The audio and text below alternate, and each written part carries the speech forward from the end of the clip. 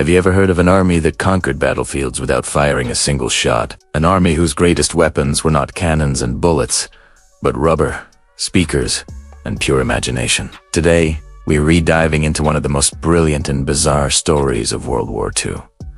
The incredible tale of the Ghost Army. Picture this, 1944.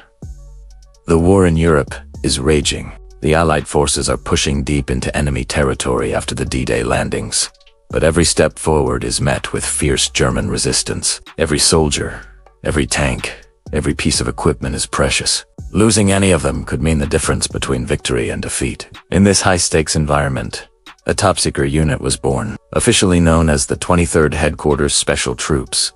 They had a much cooler nickname, the Ghost Army. This unit was unlike any other. It was a traveling roadshow of deception, comprised of about 1,100 men. But these weren't your typical soldiers. They were artists, architects, actors, sound engineers, and advertising professionals, recruited from art schools and agencies across America. Their mission: to impersonate entire U.S. Army divisions, creating the illusion of a massive military presence where there was none, drawing enemy forces away from where the real fighting was about to happen.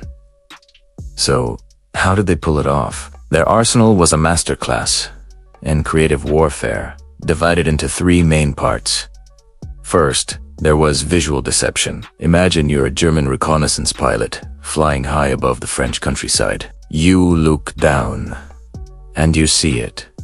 A sprawling American armored division. Hundreds of tanks and artillery pieces, ready to strike. You radio back the coordinates, and the German command diverts its own panzer divisions to counter this massive threat. But what you actually saw wasn't a real army. It was a collection of inflatable decoys. The Ghost Army was equipped with hundreds of full-sized inflatable rubber tanks, cannons, jeeps, trucks, and even airplanes. These weren't cheap-looking party balloons. From a distance, or from the air, they were indistinguishable from the real thing. The soldiers would inflate them with air compressors, often under the cover of darkness, and arrange them in convincing military formations. They even created fake tank tracks with special rollers to complete the illusion. 1 minute, a field would be empty. The next, a 1,000-man armored unit had appeared out of thin air. It was pure military theater. But seeing is only one part of believing. The second part of their strategy was sonic deception.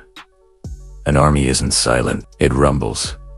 It clanks. It echoes with the sounds of soldiers and machinery. The Ghost Army's sound engineers, who had worked in Hollywood and radio, knew this well. They recorded sounds from real army units. At Fort Knox, the clatter of tank treads, the shouts of officers, the noises of bridge construction, and edited them into elaborate audio programs. Then, they would roll into a designated area in their specially designed sound trucks, which were basically mobile recording studios on wheels, equipped with massive speakers that could blast these recordings for miles. They could simulate the sound of an entire armored column moving into position, or a division digging in for the night. Imagine being a German soldier huddled in a foxhole, hearing the terrifying sound of hundreds of Sherman tanks approaching your position, not knowing it was all just a recording being played from a couple of trucks hidden in the woods. It was psychological warfare at its finest. The third and perhaps most clever part of their operation was what they called spoof radio. In the 1940s, radio traffic was a goldmine of intelligence. Enemy operators would listen in on Allied communications, trying to figure out which units were where and what they were planning. The Ghost Army turned this against them. Their radio operators would mimic the distinct sending style of radio operators from other, real divisions. They would broadcast fake traffic, sending coded messages that seemed to indicate a large unit was preparing for an attack. They knew German intelligence would be listening, so they fed them a steady stream of misinformation, creating a false picture of the Allied order of battle. It was like a chess game played over the airwaves, and the Ghost Army were grandmasters of the bluff. To complete the deception, they even had a social element. Small groups of soldiers would roll into French towns in jeeps and trucks with the fake insignia of the division they were impersonating. They'd go to the local cafes, drink wine, and talk loudly about their upcoming attack, knowing that local German spies and sympathizers were all ears. They were literally acting the part of a massive fighting force, and they were incredibly convincing. From the beaches of Normandy to the banks of the Rhine River, The Ghost Army conducted more than 20 battlefield deceptions.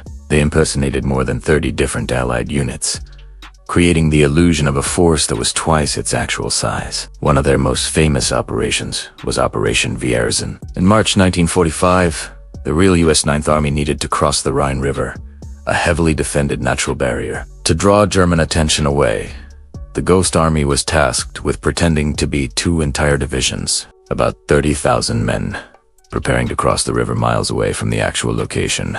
4 days, they deployed their inflatable tanks, blasted the sonic deceptions, and flooded the airwaves with phony radio chatter.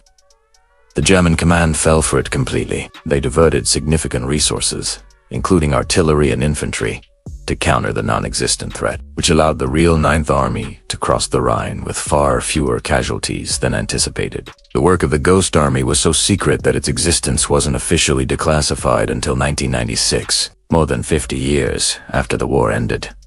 These men were sworn to secrecy. They couldn't tell their families, their friends, or even other soldiers what they did. They returned home as heroes, but their greatest contributions remained hidden from the history books for decades. When you think about it, their story is truly remarkable. In a war defined by brute force and destruction, this small band of creatives used ingenuity, art, and illusion to save lives. It estimated that the Ghost Army saved between 15,000 and 30,000 American soldiers' lives by tricking the enemy and diverting them from real attacks. They proved that sometimes the most powerful weapon isn't a bomb, but an idea. The story of the Ghost Army is a testament to human creativity in the face of conflict. It reminds us that courage and impact come in many forms. These men weren't on the front lines in the traditional sense, but their bravery was just as real. They operated close to enemy lines, often with little to no protection, armed with nothing but their wits and their props.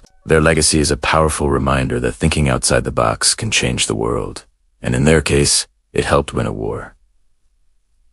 Thanks for watching. If you found this story as fascinating as I did, make sure to hit that like button and subscribe for more incredible stories from history. Let me know in the comments what other hidden histories you'd like to see uncovered. See you in the next video.